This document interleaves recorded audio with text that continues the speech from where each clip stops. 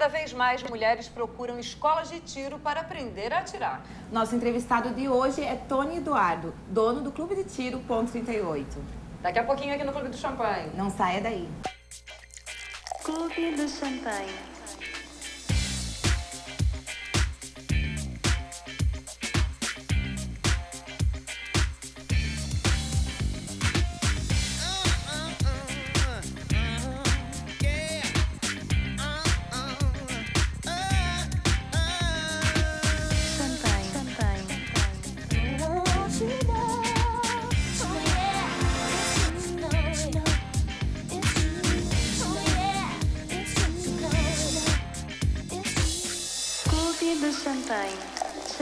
Champanhe.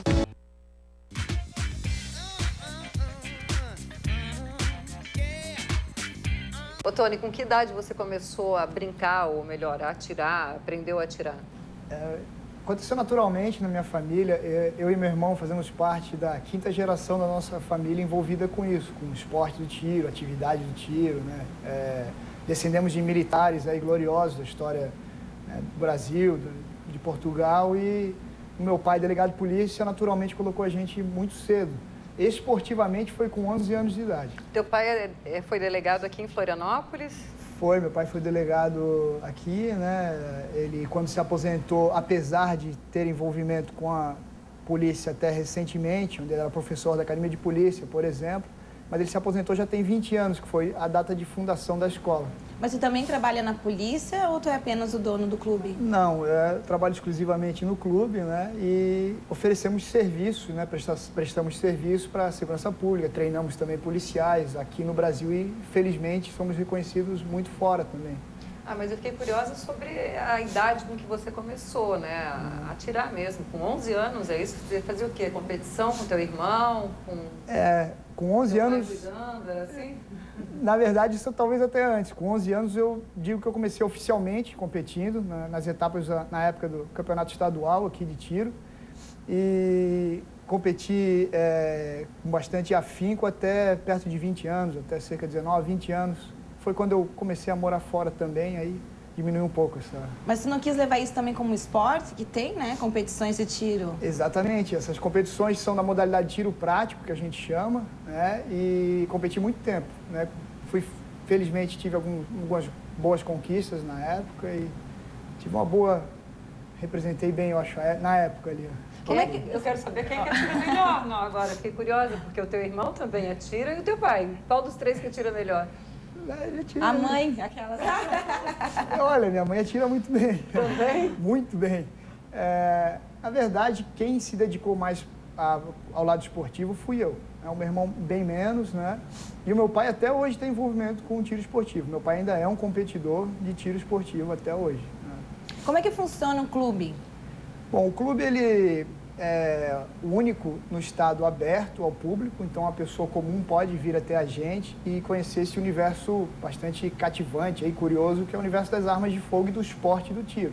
E a pessoa basicamente faz um cadastro lá com a gente, né? A pessoa, obviamente, é uma pessoa de bem, uma pessoa idônea, ela pode já estar recebendo aulas, treinamentos, né? Pode estar recebendo conhecimento em cima do esporte, dessa atividade de lazer também. Que Mas não é uma atividade que você chega, por exemplo, no domingo eu vou lá no clube de tiro brincar de atirar. Isso não é uma coisa. Ela poderia funcionar assim. Como o Brasil tem muita restrição, talvez um dos países com mais restrição ao acesso e uso de armas de fogo, né, no mundo, as pessoas têm muito freio, né, para chegar lá. Então as pessoas têm um bloqueio bastante grande. Isso filtra muito, né, o cliente, mas aquela pessoa que muitas vezes é levado por um amigo, às vezes um amigo envolvido com alguma... Né, o lado esportivo ou, de repente, com a segurança pública, essa pessoa que acaba indo por curiosa tende a voltar, porque, né, curiosidade muito grande de fazer essa prática. Você começou cedo, né, tirar. E no clube, tem idade mínima? Como é que funciona? Tem algumas restrições? Como é que... Não, na verdade, para a prática desportiva não tem idade mínima, né? Tanto que a gente acaba forjando os grandes atletas já muito jovens, muitas vezes. Né? Então, acompanhado do pai, né, da mãe, esse jovem pode estar participando de uma atividade esportiva. Até mesmo menor de idade? Sem dúvida. Acompanhado do responsável, do pai, da mãe. E Mas quem... uma criança não consegue pegar É. uma arma, é pesada, né? Depende de ter uma idade assim mínima, né, para você, dependendo da arma. Existem armas, por exemplo, de pressão, que atira aquele chumbinho, né? Então, No clube de tiro tem? também, então é possível, depende do tamanho, mas como você falou, depende do tamanho da arma, tem uma limitação física para a criança, né? Mas tem que ter arma própria para ir lá pro clube para praticar? Essa é a grande sacada, né, do nosso clube lá, é que a gente tem todo o material, então a pessoa não precisa ter a sua própria arma, a pessoa não precisa nem entrar, se não tem interesse, não precisa nem entrar nessa burocracia de aquisição de arma de fogo, que é grande no Brasil, né? Então a pessoa pode simplesmente estar utilizando dos materiais do clube. Até mesmo munição, qualquer coisa que for Isso, utilizar lá na hora. Exatamente, o clube oferece todo esse pacote, né, de serviço para você ter essa experiência, né, sem dúvida diferente. Né? E tem curso para iniciante, para quem quiser realmente aprender a lidar com a Nós arma? temos semanalmente cursos, né? Toda pessoa que pretende se aprofundar nesse conhecimento, temos cursos para iniciantes, como você falou, curso básico, e até a pessoa que se interessa cursos mais avançados, né? Você vai... Dura um curso básico? Curso básico em torno de 6 horas aula. E é muito complicado tirar o porte de arma? Então, aí isso, voltando a esse ponto, quando você compra uma arma, você tem um registro dela. Esse registro permite ter em casa, só pode ter em casa. Porte é aquela pessoa que necessita, de repente, transitar com a arma, tá armado, né? Precisa... E o que mais o porte de arma tu tem que fazer além do registro? Boa pergunta, excelente. O porte, na verdade, é a mesma burocracia, tudo repetido do registro, idêntico àquela papelada lá, mas a justificativa, por quê? Né? Então, você tem que fazer lá uma carta expondo os motivos, baseado na brecha da lei, porque você precisa do porte. Mas tem uma brecha da lei ou é totalmente proibido? Tem. A lei possui, basicamente, resumindo, duas brechas. Uma que é o atirador desportista, que imagina você transitar com armas, aí, munições e não poder ter uma para se defender, né, indo para competições. E a outra é da pessoa que exerce profissão de risco. Então, você, numa profissão qualquer lá e atividade de risco, de repente é o transporte de dinheiro. É o caso de, por exemplo, construtoras. Tem que fazer pagamento de peões ali em dinheiro toda semana. Então, essa pessoa tem uma justificativa boa para requerer o porte de arma. Isso na teoria, né? Na prática, realmente o sentimento político é não emitir. Tem estados aí no Brasil que não existe o porte de arma. Então, o que acontece é assim, ó, basicamente, o estado da Flórida, vou te dar um exemplo. O estado da Flórida tem outdoor espalhado lá no estado da Flórida. E o outdoor diz assim, 10, tem o número 10, o número 20 e está escrito life, vida. Então, quando você comete um crime, né? Você cometeu um crime de roubo, digamos que a pena seja 6 anos de prisão. Então, você vai cumprir 6 anos. Você usou uma arma nesse crime, são 6 anos mais 10. Essa é a lei. 10 anos em cima dos 6, 16. Você cometeu um crime, um roubo com essa arma e você bateu na pessoa, não precisou atirar, só machucou ela, deu lá, bateu na cabeça da pessoa, são 6 anos mais 20. E são anos duros. O que é anos duros? Não tem essa regalia de Brasil de sair, né, como eles saem fim de ano, Dia das Mães, isso não existe. Anos duros, tem que cumprir os 26 anos. Isso sem atirar. Isso, você atirou em alguém, não matou, não necessariamente matou, mas atirou, teve a intenção, vida, prisão perpétua. Então você é um bandido que atirou em alguém, você vai ficar a vida inteira preso pensando no que você fez. Então não é ter a arma. Nos Estados Unidos você pode ter arma que derruba avião. Você pode, quero comprar. É o que você faz com ela. Né? Então, esse que é o problema da legislação brasileira. A legislação brasileira é uma das raras que penaliza o pedaço de ferro e não o que você faz. Cada vez mais nós vemos criminosos impunes, né? E não é uma lei que penaliza o ferro que vai trazer segurança para nós.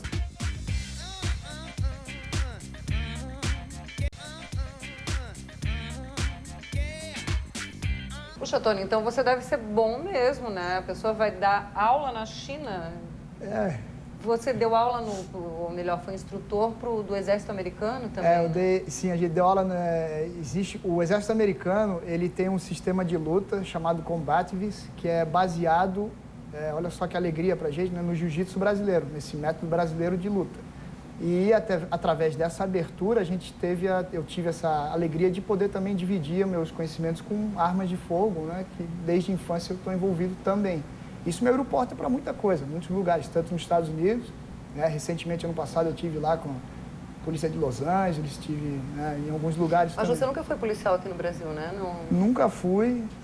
Nunca pensou em ser?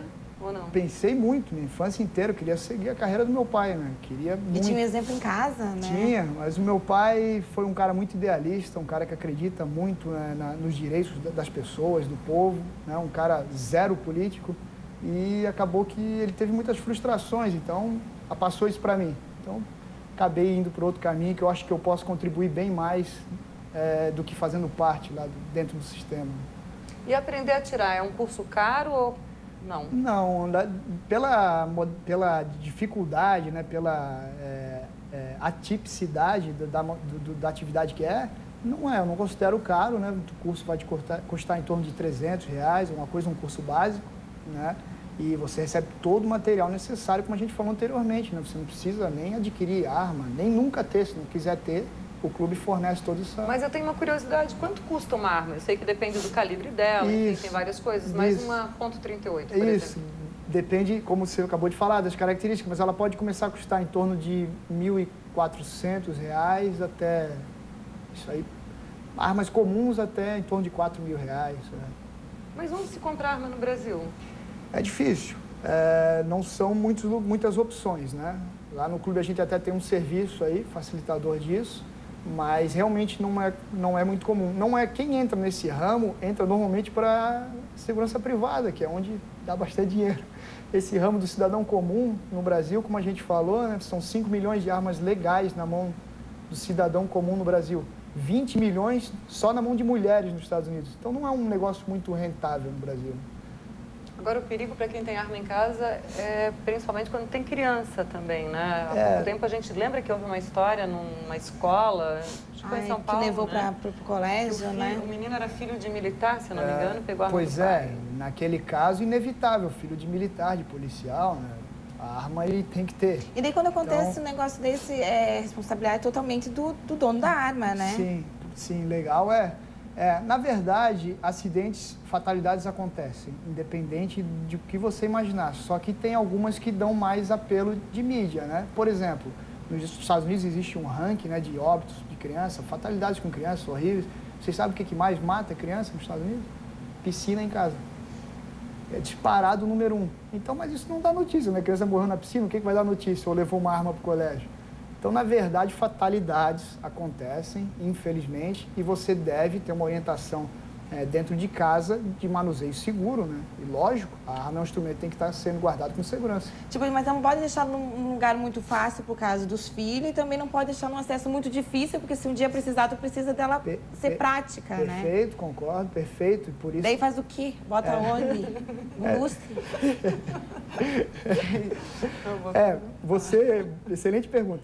Você tem travas para armas hoje muitíssimo simples de remover com velocidade, no caso da necessidade, como você está falando agora, e ao mesmo tempo impossíveis de remover para uma criança. Entendeu? Então são artefatos... Mas hoje com a internet essa garotada Nossa, sabe vocês tudo, sabem muito mais que o pai e a mãe junto. Mas é igual abrir um cofre, né? Então a criança vai abrir um cofre.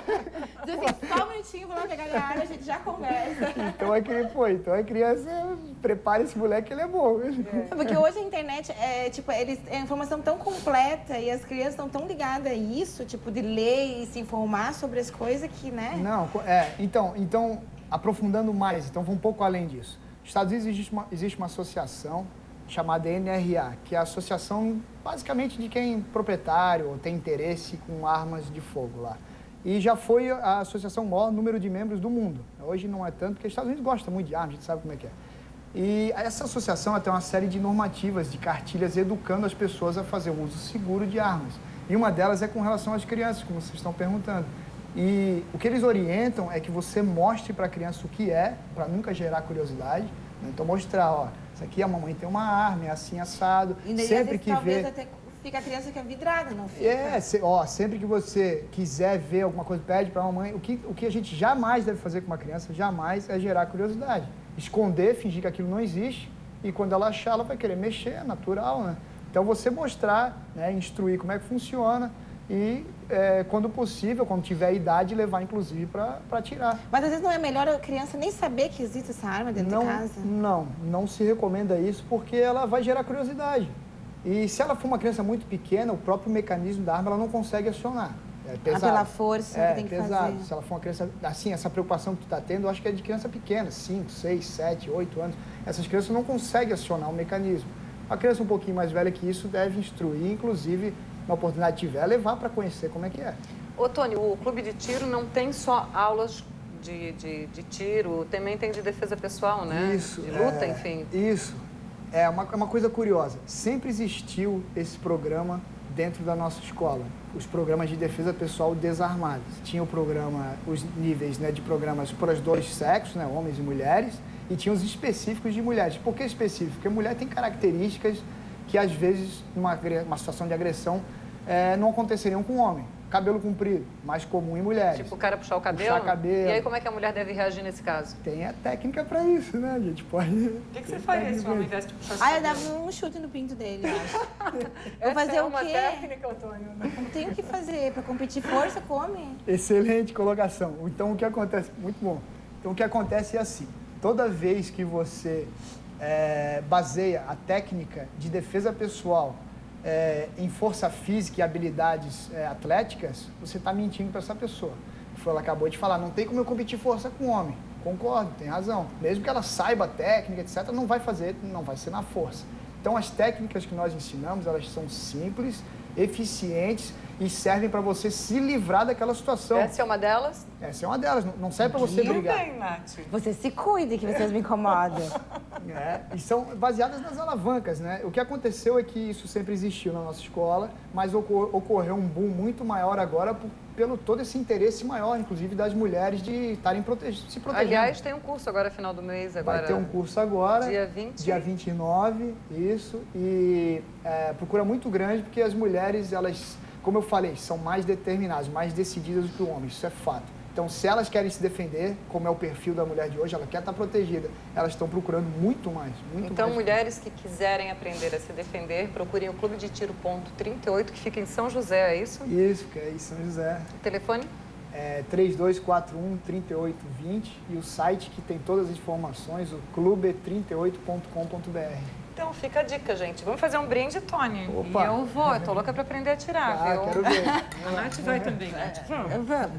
Então tá bom, gente. O champanhe hoje vai ficando por aqui. Nós estamos usando roupas da Stella Knaben Bolsas e sapatos da e Arezzo. brindando com Xandão. Até semana Tá. que vem. Clube de Champanhe.